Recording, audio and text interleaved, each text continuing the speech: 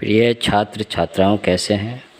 मैं डॉक्टर धर्मेंद्र कुमार राम, सहायक प्राचार्य इतिहास, लक्ष्मी नारायण रामेश्वर संस्कृत महाविद्यालय,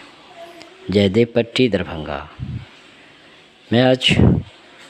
पुनः ऑनलाइन टीचिंग के लिए उपस्थित हुआ हूं और आज मैं शास्त्री प्रथम वर्ष के छात्र छात्राओं के लिए मध्यकालीन भारतीय इतिहास के अंतर्गत दिल्ली सल्तनत के तुगलक वंश के शासक मोहम्मद बिन तुगलक के द्वारा अपनाई गई विभिन्न नीतियों, उसकी जो प्रमुख योजना थी जिसको उन्होंने लागू किया, लेकिन उन योजनाओं का सफल रूप से लागू न हो पाने के कारण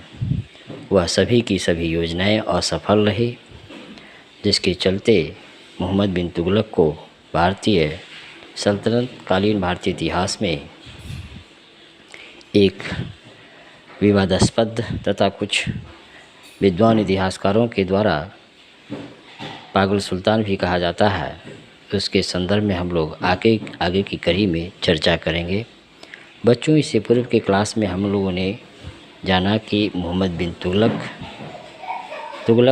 वंश का एक महत्वपूर्ण शासक था, विद्वान शासक था, और इसके शासनकाल की सबसे महत्वपूर्ण विशेषता उसके द्वारा अपनाई गई नई परिवर्तनकारी और प्रगतिशील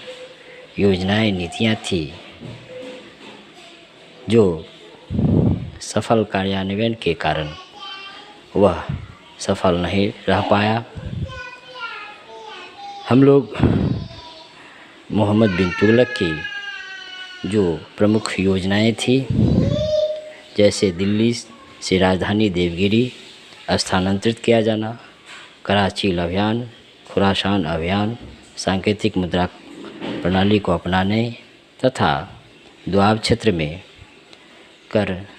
की वृद्धि, तमाम जो योजनाएं थी उस पर प्रारंभिक जानकारी हम लोग प्राप्त की। आज हम लोग आगे की कड़ी में चर्चा करेंगे। निसंदेह बच्चों, मोहम्मद बिन तुगलक अलाउद्दीन खिलजी, जो खिलजी वंश के प्रमुख शासकों, महानतम शासकों में से एक माने जाते हैं, के तरह अखिल भारतीय साम्राज्य स्थापित करने के उद्देश्य से मोहम्मद बिन तुगलक ने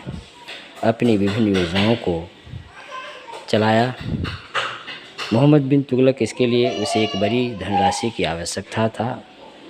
अतः धन प्राप्ति के उद्देश्य से उसने न केवल दोआब क्षेत्र में, दोआब जो काफ़ी उत्पादन की दृष्टि से महत्वपूर्ण क्षेत्र था,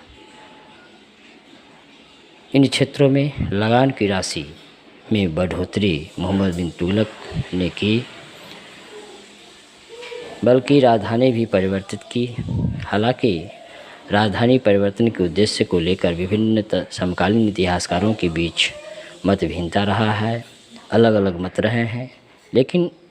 सूक्ष्म दृष्टि से यदि देखा जाए, अवलोकन किया जाए, तो ऐसा लगता है कि मोहम्मद बिन तुगलक ने साम्राज्य के उत्तर पश्चिम अर्थात पंजाब सिंध का क्षेत्र, जो मंगोल आक्रमण से ध्वस्त हो चुका था, विनष्ट हो चुका था, उसके बदले में समृद्ध दक्षिण के राज्य को अधिक महत्व दिया। वह अपनी आर्थिक स्थिति को मजबूत करने के लिए दक्षिण भारत के क्षेत्रों में जो अपार संपत्ति के रूप में सोना, चांदी, बहुमूल्य रत्न और अन्य संसाधन थे, उसको प्राप्त करने के वे इच्छुक थे। इसलिए उसने दक्षिण पर प्रभावशाली नियंत्रण स्थापित करने के उद्देश्य से मोहम्मद बिन तुगलक ने राजधानी को दिल्ली से दौलताबाद अथवा देवगिरी स्थानांतरित किया, लेकिन भारत के विशाल तुर्की साम्राज्य के लिए दौलताबाद या देवगिरी एक आदर्श राजधानी साबित नहीं हुआ, क्योंकि यहाँ से उत्तर, पश्चिम तथा पूर्वी भारत पर प्रभावशाली नियंत्रण स्थापित नहीं किया जा सकता था। साथ ही राजधानी परिवर्तन को लेकर मोहम्मद बिन तुगलक के जो कुछ प्रशासनिक अधिकारी थे, उलेमा वर्ग थे, उनमें तीव्र असंतोष था। अतः तुगलक की राजधानी, मोहम्मद बिन तुगलक की राजधानी परिवर्तन की जो यह योजना थी, यह जो नीति थी, न केवल असफल रही बल्कि इस नीति से सल्तनतकालीन राजकोष पर भी अतिरिक्त दबाव बढ़ा और अंततः मोहम्मद बिन तुगलक को राजधानी परिवर्तन की योजना को वापस लेना पड़ा। तो बच्चों, आज हम लोग मोहम्मद बिन तुगलक की नीतियों के अंतर्गत उसकी प्रमुख योजना राजधानी परिवर्तन अर्थात दिल्ली से देवगिरी या दौलताबाद राजधानी परिवर्तन और दोआब क्षेत्र में कर